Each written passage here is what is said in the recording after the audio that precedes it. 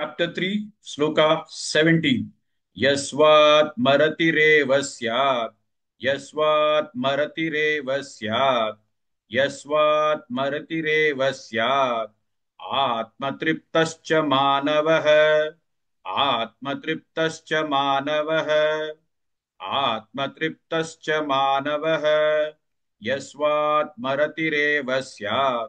आत्मतृप्तश्च मानवः यस्वात्मरतिरेव स्यात् आत्मतृप्तश्च मानवः यस्वात्मरतिरेव स्यात् आत्मतृप्तश्च मानवः यस्वात्मरतिरेव स्यात् आत्मतृप्तश्च मानवः यस्वात्मरतिरेव स्यात् आत्मतृप्तश्च मानवः आत्मन्येव च सन्तुष्टः आत्मन्येव च सन्तुष्टः आत्मन्येव च सन्तुष्टः तस्य कार्यं न विद्यते तस्य कार्यं न विद्यते तस्य कार्यं न विद्यते आत्मन्येव च सन्तुष्टः तस्य कार्यं न विद्यते आत्मन्येव च सन्तुष्टः तस्य कार्यं न विद्यते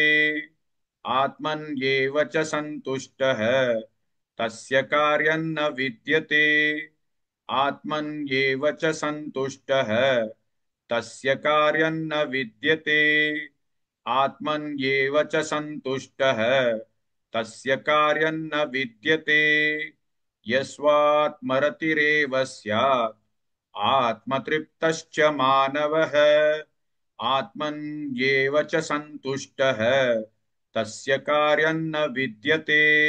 Please like and share this video because you could be instrumental in helping someone around the world recite the Srimad Bhagavad Gita, thereby helping them to have a life of unending opulence, victory and prosperity. This is mentioned in chapter 18, Sloka 78. Yes, don't forget to buy my book, Leadership Can Be Child's Play. Namaste.